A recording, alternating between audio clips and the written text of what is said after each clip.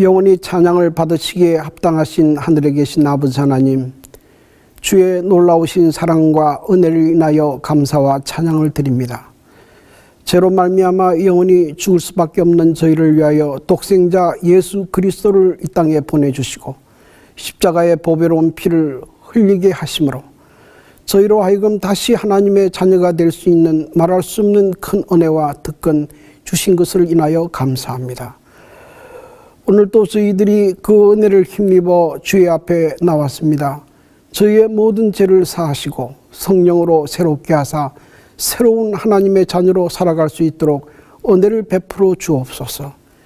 이 시간 오직 성부, 성자, 성령 하나님께서만이 홀로 영광받는 귀하고 거룩한 예배가 될 수 있도록 은혜를 베풀어 주시옵기를 저희를 죄악 가운데서 구원하신 우리 구주 예수 그리스도의 이름으로 간절히 기도드리옵나이다. 아멘. 교동문 795장 성경. 모든 성경은 하나님의 감동으로 된 것으로 교훈과 책망과 바르게 함과 의로 교육하기에 유익하니 이는 하나님의 사람으로 온전하게 하며 모든 선한 일을 행할 능력을 갖추게 하려 함이라. 먼저 알 것은 성경의 모든 예언은 사사로이 풀 것이 아니니 예언은 언제든지 사람의 뜻으로 낸 것이 아니요 오직 성령의 감동하심을 받은 사람들이 하나님께 받아 말한 것임이라.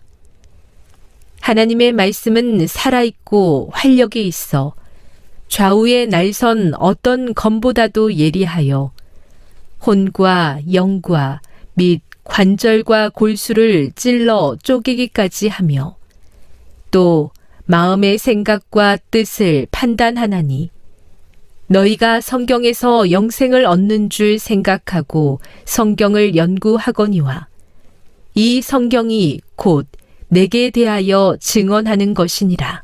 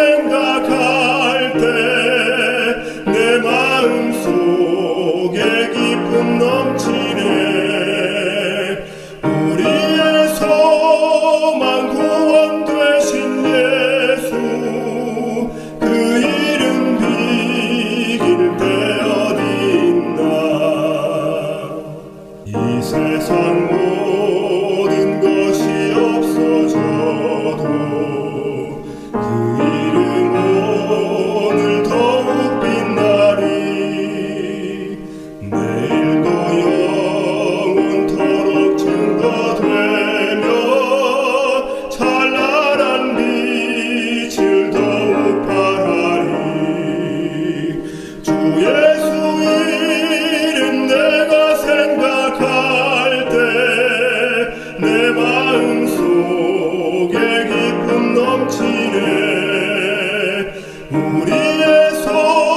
소망 구원 되신 예수 그 이름 비길 때 어디 있나.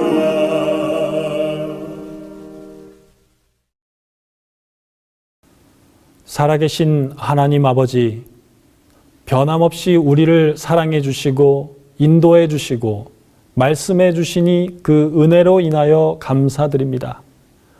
이 안식일 예배로 저희들 마음을 하나님께 드리오니 각 처소에서 예배하는 백성들 위에 하감하여 주시고 성령의 불로 우리를 정결케 하여 주시옵소서. 자비하신 하나님 아버지, 어려운 상황 속에서도 각 가정과 교회와 기관을 붙들어 주시기를 간구합니다. 주께서 세우신 이 교회와 주의 사랑하시는 백성들이 코로나19로 인해 큰 어려움을 당하지 않을 수 있도록 돌보아 주시고 믿음으로 주님의 섭리를 바라볼 수 있는 귀한 안식일 될 수 있도록 도와 주시옵소서.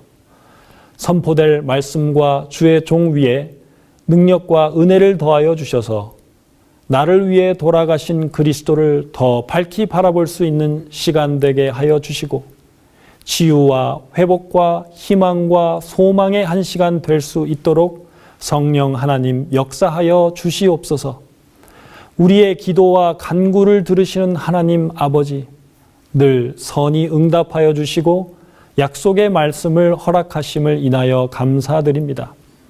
다시 한번 주 앞에 새롭게 되는 기쁨 누리는 귀한 안식일 예배가 될 수 있기를 간구하며 예수 그리스도의 이름으로 간절히 기도하옵나이다.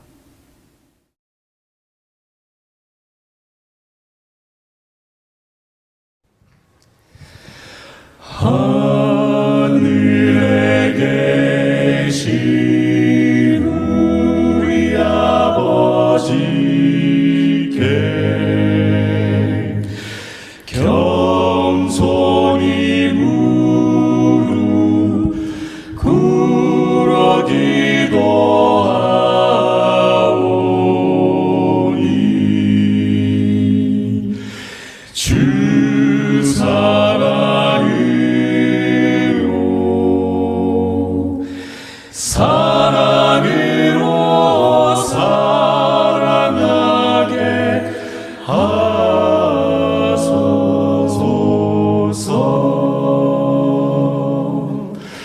내 이웃에게 주의 사랑 베풀어 오 주 따라 사랑하게 하소서. 하늘의 아버지, 간절한 우리 기도 들어 주소서.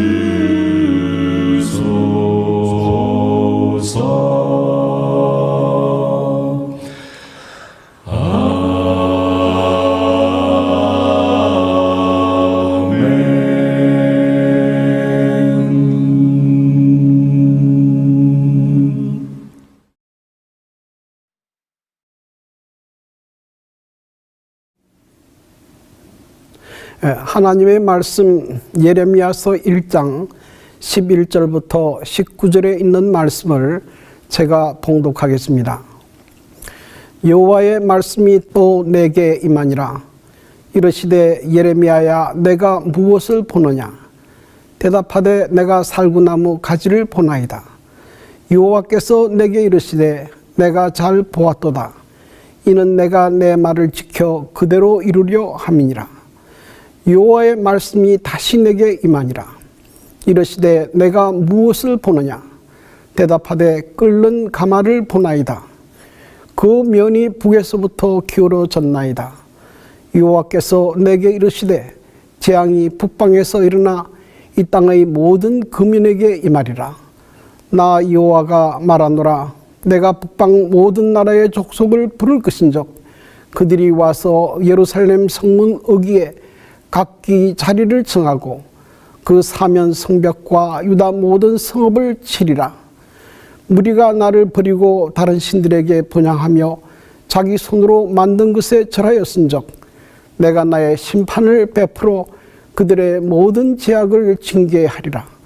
그러므로 너는 내 허리를 동이고 일어나 내가 내게 명한 바를 다 그들에게 고하라.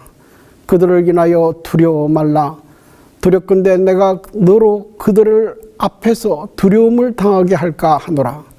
보라, 내가 오늘날대로 그 온 땅과 유다 왕들과 그 족장들과 그 제사장들과 그 땅 백성 앞에 견고한 성읍 세기둥 노성벽이 되게 하였은즉 그들이 너를 치나 이기지 못하리니 이는 내가 너와 함께하여 너를 구원할 것임이니라.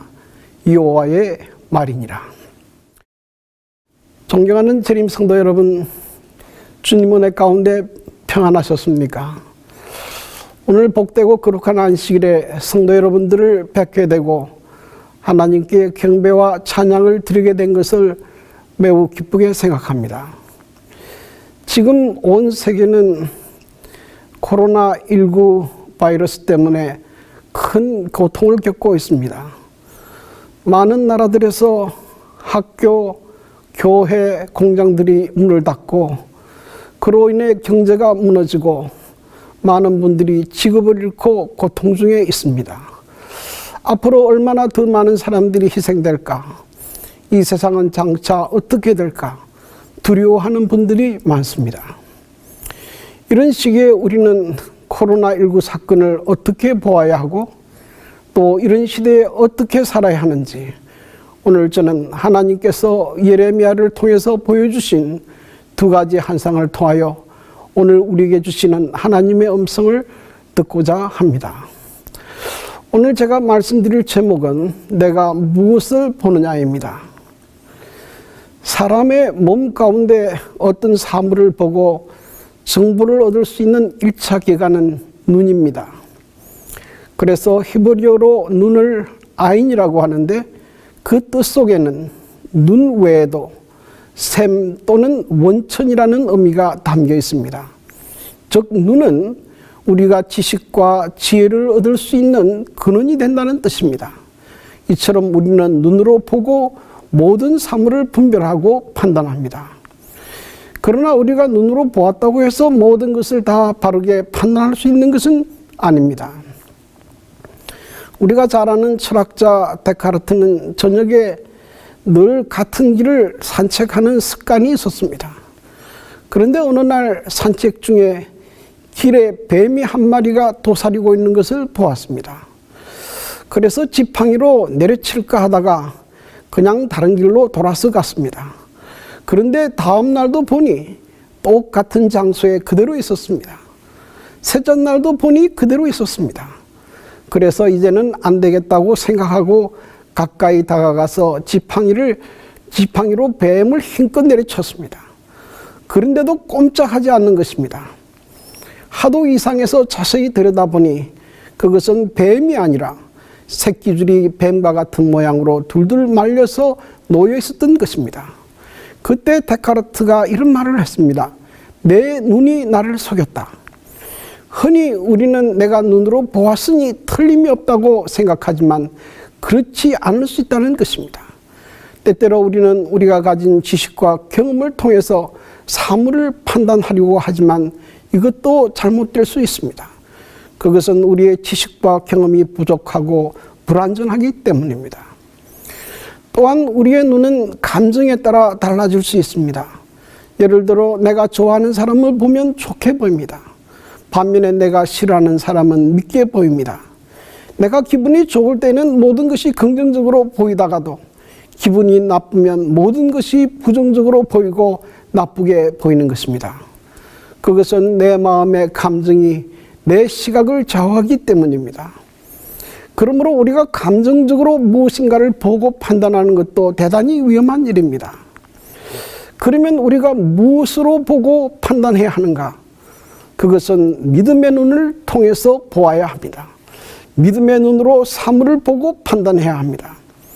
성경에 보면 이스라엘 백성이 가데스 바네아에 이르렀을 때에 모세는 이스라엘 백성 가운데 12명의 정탐꾼을 뽑아서 요단강 건너편에 있는 가나안 땅을 탐지하고 오도록 했습니다. 그런데 그들이 돌아와서는 서로 다른 보고를 했습니다. 요수아와 갈렙은 그곳은 젖과 꿀이 흐르는 땅이요 하나님께서 우리에게 주신 땅은 심히 아름다운 땅입니다. 그러니 들어가서 차지합시다. 이렇게 보고했습니다. 그러나 다른 10사람은 그곳에 가보니 성벽은 하늘에 닿았고 그 지역의 사람들은 아낙 자손이요 얼마나 큰지 우리는 그들과 비교하면 마치 메뚜기 같다고 절망하고 탄식했습니다. 왜 똑같은 장소를 보고 와서 이렇게 다른 보고를 했을까요? 그것은 그들이 가진 안목의 차이입니다. 요수아와 갈렙은 하나님의 말씀을 믿고 믿음의 눈으로 그 땅을 보았습니다. 그러나 나머지 10사람은 하나님을 믿어도 믿음이 없는 인간적인 안목으로만 그 땅을 보았기 때문입니다. 이처럼 하나님을 믿어도 인간적인 눈으로 세상을 바라보면 하나님을 원망하고 절망하게 되는 것입니다. 그러므로 우리는 언제나 하나님의 말씀을 통해서 이 세상을 보고 하나님의 뜻을 분별할 줄 아는 영적인 안목을 키워야겠습니다. 덴마크에는 그룬트비라는 목사님이 있습니다. 이분이 살던 당시에 덴마크는 가장 절망적인 상태였습니다.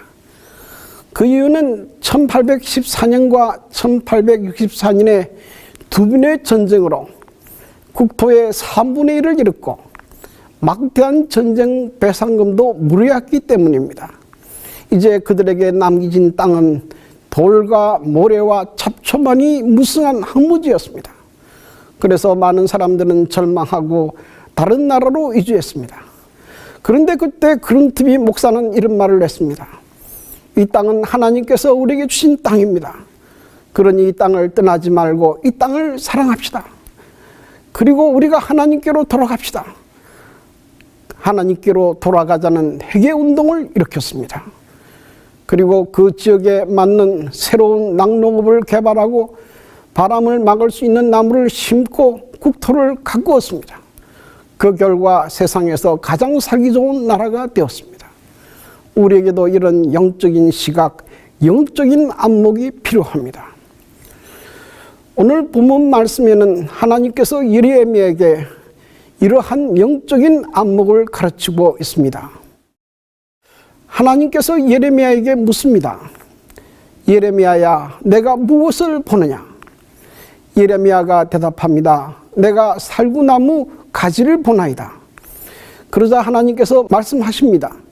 내가 잘 보았도다. 이는 내가 내 말을 지켜 그대로 이루려 함이니라. 이 말씀은 그냥 읽으면 전혀 이해가 되지 않습니다.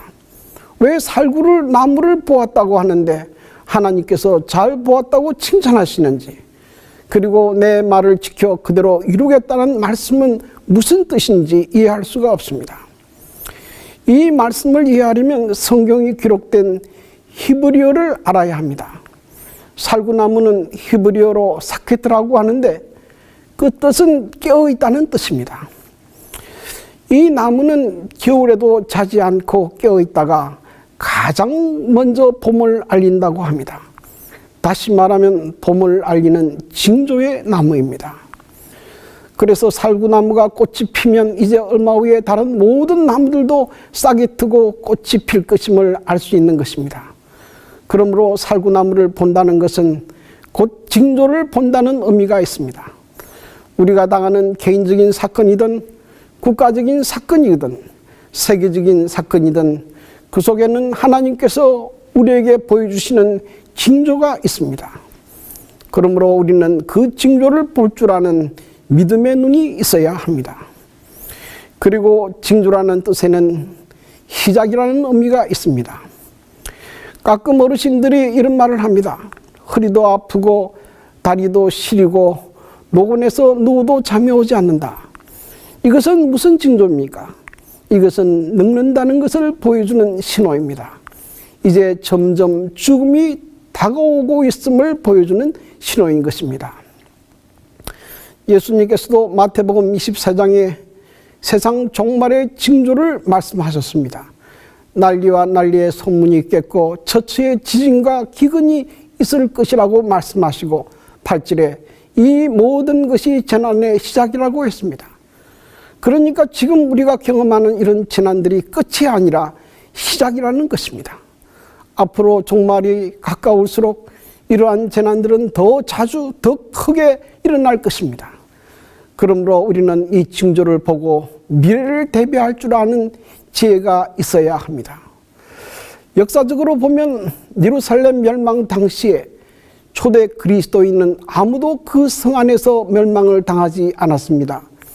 그 이유는 그들이 주님의 주신 징조를 보고 미리 요단 건너편에 있는 벨라라는 마을로 대피했기 때문입니다. 각 시대의 대장터에는 당시의 상황을 이렇게 기록하고 있습니다.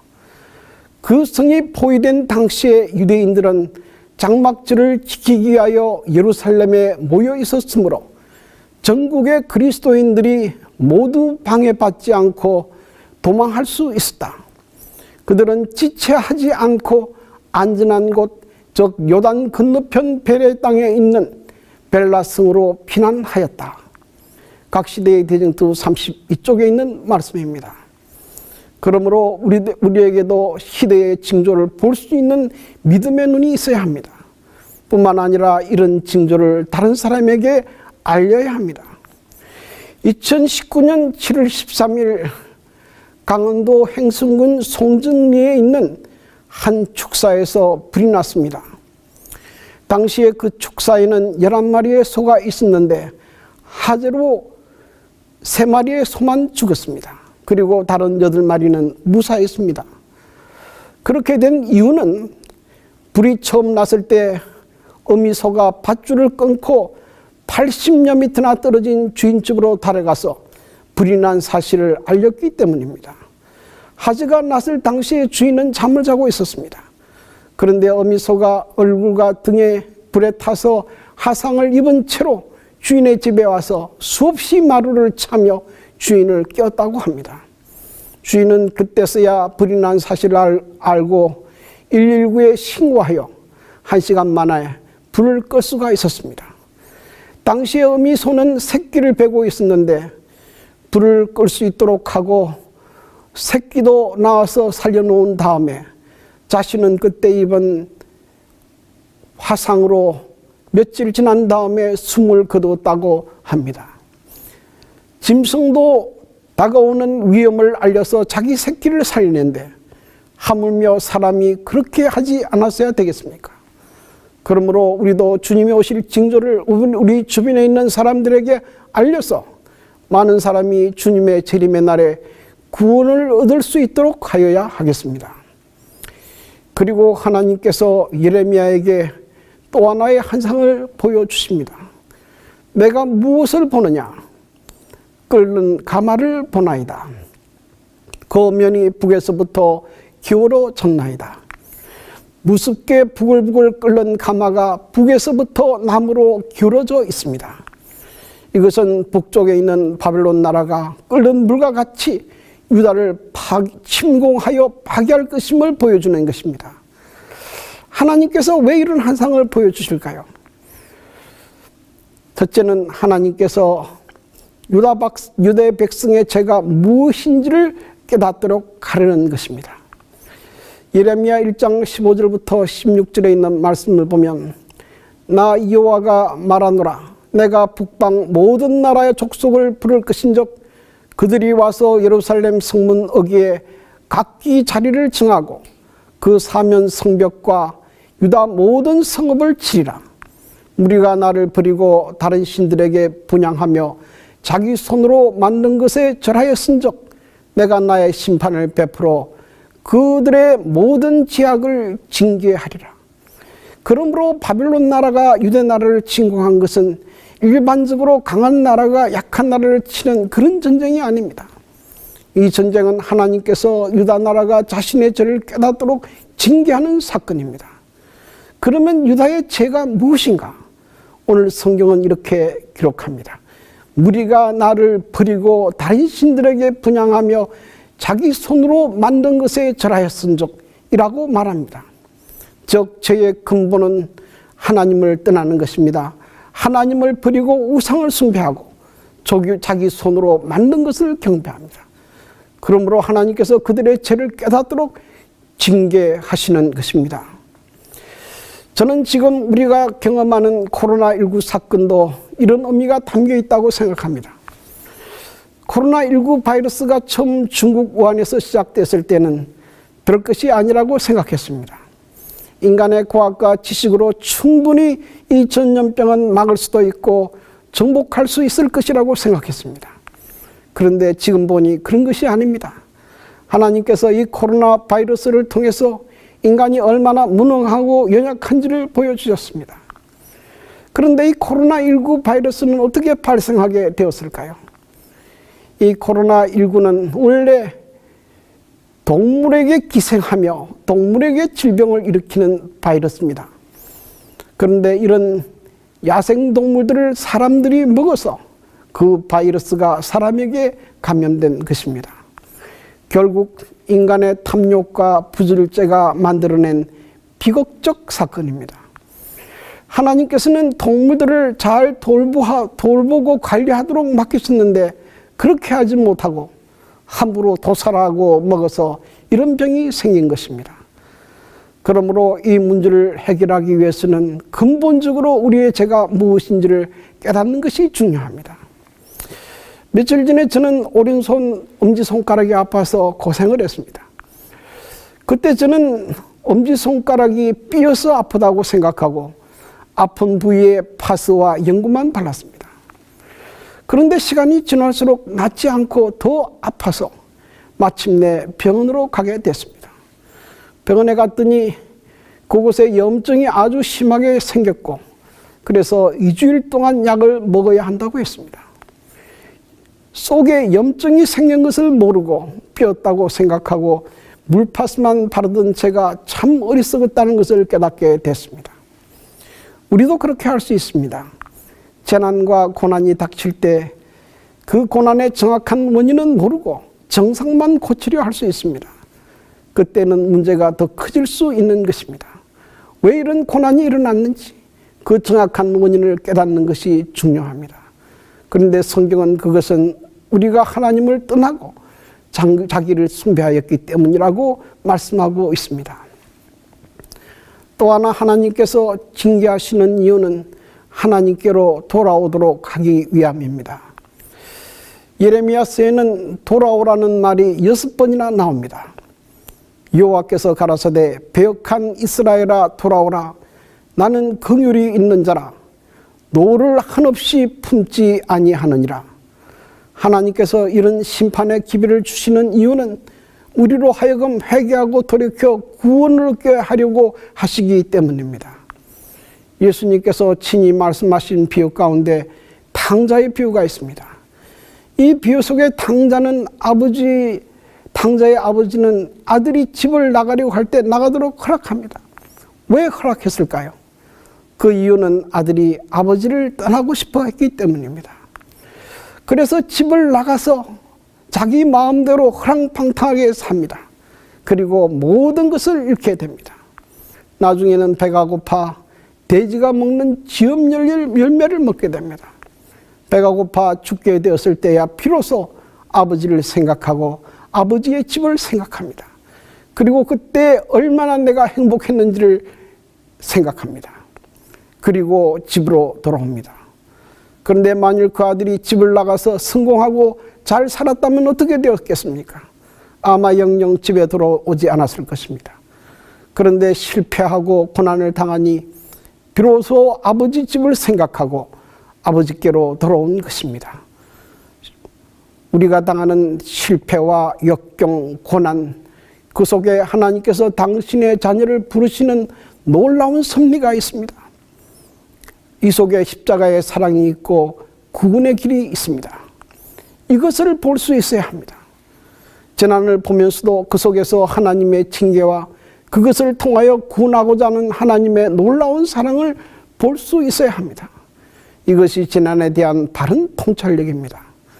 최근 뉴욕을 비롯해서 세계 여러 지역에서 회개와 기도 운동이 일어났다고 합니다. 저는 한국 교회에서도 이런 운동이 더욱 활발하게 일어나기를 기대합니다. 비록 우리가 교회를 가지 못하고 온라인으로 예배를 드릴 수밖에 없는 환경에 있을지라도 이 기간 동안 자신을 성찰하고 다시 하나님께로 돌아가는 시간이 되기를 간절히 바랍니다. 그때 구원의 길이 열리게 될 것입니다.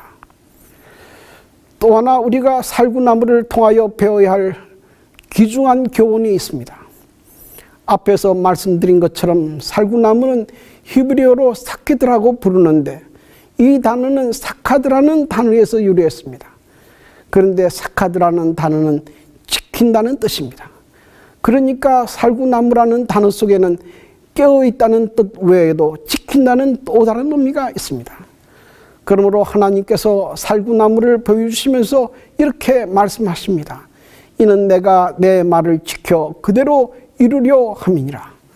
하나님께서 예레미야에게 주신 모든 말씀을 틀림없이 지키고 이룰 것임을 보증하는 것입니다. 요즘 코로나19 바이러스로 인해서 걱정하는 사람들이 많습니다. 이 병이 끝나면 앞으로 또 어떤 무서운 재난이 일어날지 사람들은 염려합니다. 앞으로 전쟁도 있을 것이고 재난도 있을 것이고 우리가 알지 못하는 신종 질병도 생겨날 것입니다. 그러나 여러분 기억할 것이 있습니다. 이것으로 세상이 끝나는 것은 아닙니다. 세상은 예수님의 재림으로 종말을 맞이할 것입니다. 역사의 주인은 하나님이시요. 이 세상은 하나님의 말씀대로 이루어질 것입니다. 이렇게 전적으로 하나님을 믿고 신뢰하는 사람들은 미래에 대하여 두려워할 필요가 없습니다. 왜냐하면 하나님께서 견고한 성읍 세기둥 노성벽이 되셔서 모든 재난을 막아주실 것이기 때문입니다. 19절에 있는 말씀을 보면 그들이 너를 치나 이기지 못하리니 이는 내가 너와 함께하여 너를 구원할 것임이니라. 하나님이 우리와 함께 하시겠다. 얼마나 놀라운 약속의 말씀입니까? 지금 여러분은 무엇을 보고 계십니까? 환난과 재난을 보고 두려워하십니까? 아니면 사건을 통해서 말씀하시는 하나님의 음성을 듣고 믿음의 눈으로 이 사건을 바라보고 계십니까? 환난과 고난 속에서도 우리를 징계하시고 그 너머에 우리를 구원하시려는 놀라운 하나님의 사랑을 볼 수 있어야 합니다. 이렇게 될 때 우리는 믿음의 사람으로 자랄 수 있게 될 것입니다. 그리고 미래에 대하여도 아무것도 두려워하지 않게 될 것입니다. 이러한 하나님의 은혜가 모든 재림 성도들에게 함께 있게 되기를 간절히 기도합니다.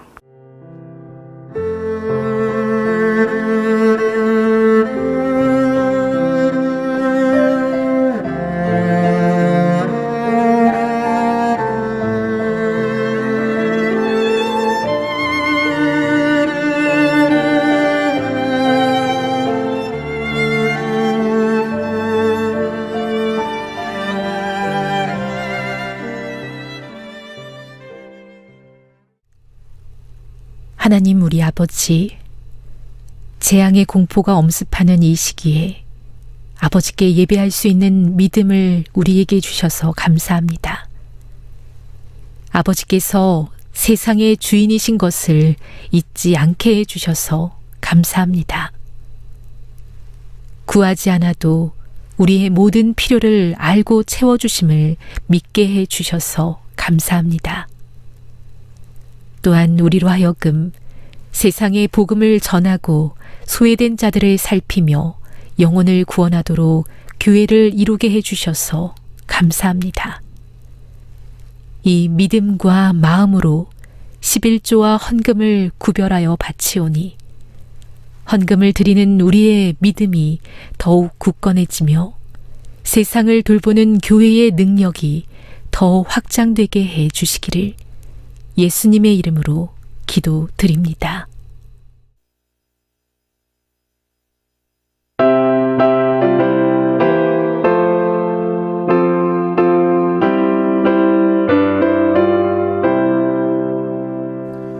주 예수 크신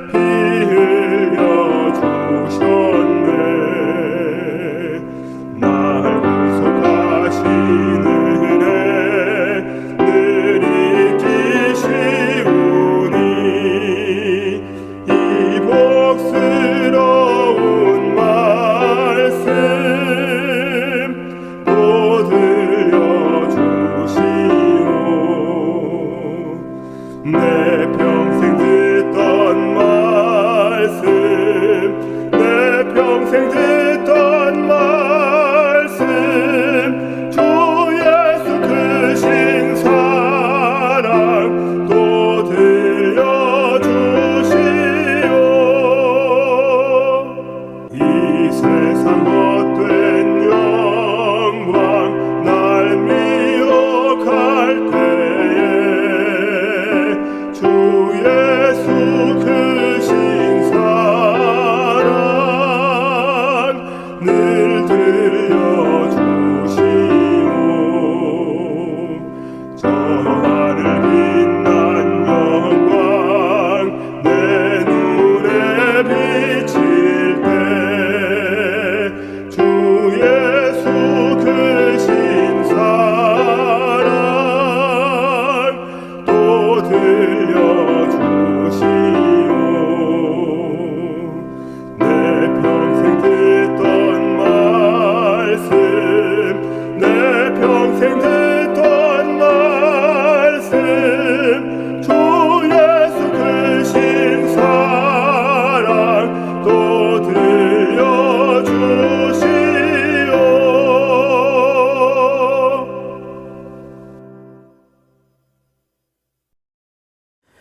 자비로우신 하나님 아버지, 우리에게 닥치는 모든 재난 가운데서도 그 속에서 하나님의 뜻을 발견하게 하시고 하나님의 사랑을 보게 하여 주셔서 감사합니다.